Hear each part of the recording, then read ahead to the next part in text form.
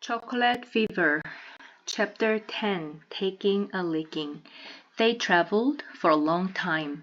Lefty was driving very carefully, making sure he kept the big truck within the speed limit. From his perch up in the bunk, Meg was keeping a watchful eye on their route. Henry tried to keep watch too, but as the hours flew by, he found himself nodding. He was soon asleep, his head cradled on Meg's chest. As the first streaks of dawn appeared in the eastern sky, the big man was still holding his arms about the boy, cushioning his body from the shocks and jolts of the road. As the truck shifted gears and slowed, Henry's eyes opened. "Shh," Meg whispered. A finger held to his lips. "Where are we?" Henry whispered in turn. Meg put his mouth almost against Henry's ear before he answered. "Far out in the country," he said. "A long way from nowhere." "Now, when we get where we're going," he continued, "I want you to keep a sharp eye on me. Don't do anything sudden. And don't run. Let's just be very careful. Hear?" Henry nodded. He'd follow Meg's lead and do as he was told. The big man was a person you could trust, especially in a tight spot. They were traveling along a two-lane road now, with just a few houses set wide apart. Lefty was driving the big truck very slowly, looking right and left at every crossroad.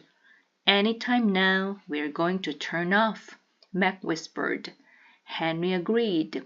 They must be very close to the thieves' hideout, he thought.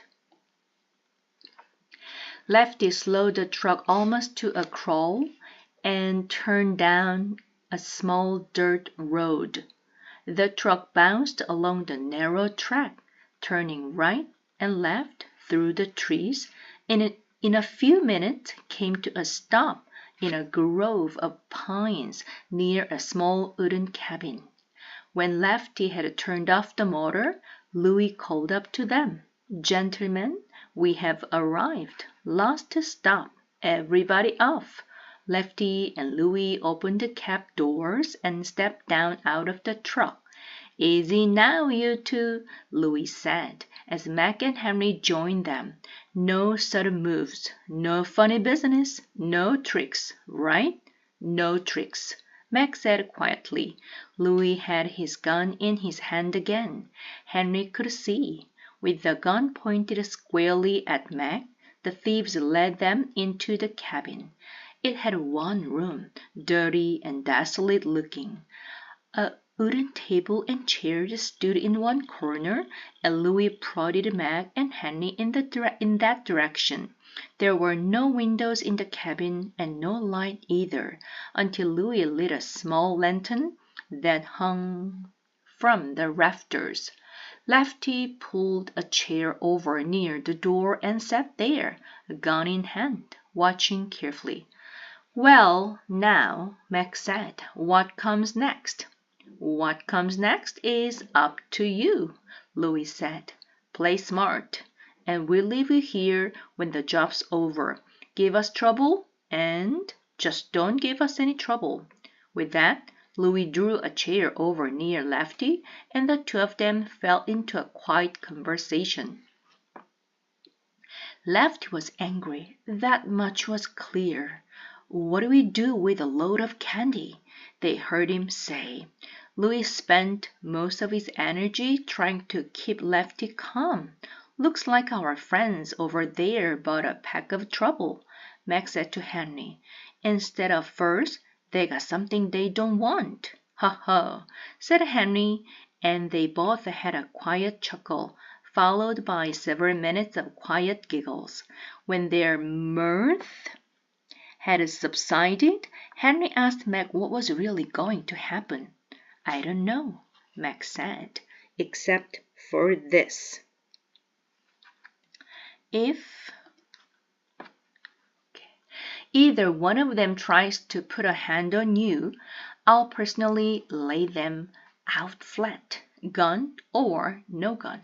So don't you worry, here." There was a kind of iron in Mac's voice now, and Henry was sure that when the moment came, the big man would be ready for it. Just then, out of the corner of his ear, Henry heard a faint and faraway sound. It could have been a dog barking. Mac heard it too, and the two of them sat quietly listening. It was barking all right, but now there seemed to be two dogs barking. Mac put his hand on Henry's arms. "No noise now," he said. "Listen." The barking got louder and closer as the seconds ticked by. Louie and Lefty had heard it too. They stood near the closed door, listening for all they were worth. You had to be deaf not to hear the chorus of yelps and yowls. It was getting louder and louder with every moment. "Keep them covered," Louie shouted against the din. "I'm going out to see what's happening." Lefty shuffled over to the corner where Mac and Henry sat, his drawn pistol looking them straight in the eyes. Louie, gun in hand, opened the door and froze on the spot, but only for a split second, for at that exact moment a big German shepherd came sailing through the doorway and landed on Louie's chest. Louie was knocked flat on his back. His pistol clattered across the floor. Behind the German shepherd came a whole army of yelping, barking dogs, all heading straight for Henry. Airedales, Dobermans, a brown and white collie, several spaniels and setters, and a small Frenchy poodle. They were yelping and jumping and barking enough to fill the little cabin with noise and confusion. Lefty was stunned, speechless, absolutely confused by the dog riot that was taking place before him. But Mac knew what he was about. In a flash, he pounced on Lefty and took the pistol right out of his hand. Then he leaped to where Louie's gun had fallen and scooped that one up too. One gun in each hand, Mac whirled to face the pair of confused crooks. Louie was still on the floor. Lefty was surrounded by a pack of yipping, yapping dogs. Even if he wanted to run, he couldn't. Henry, of course, was the star attraction of the animal army. They were licking him as if he were some sort of new dog yummy. His arms and legs and face were covered with happy licking dogs, and all of it made him laugh so hard he could scarcely protest.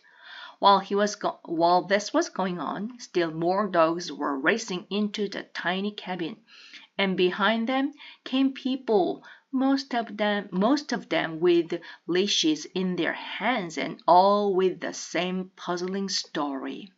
They had been out walking with their dogs when one after the other the animals had put their noses in the air, sniffed wildly, and then began racing madly along the dirt road as if following an irresistible scent.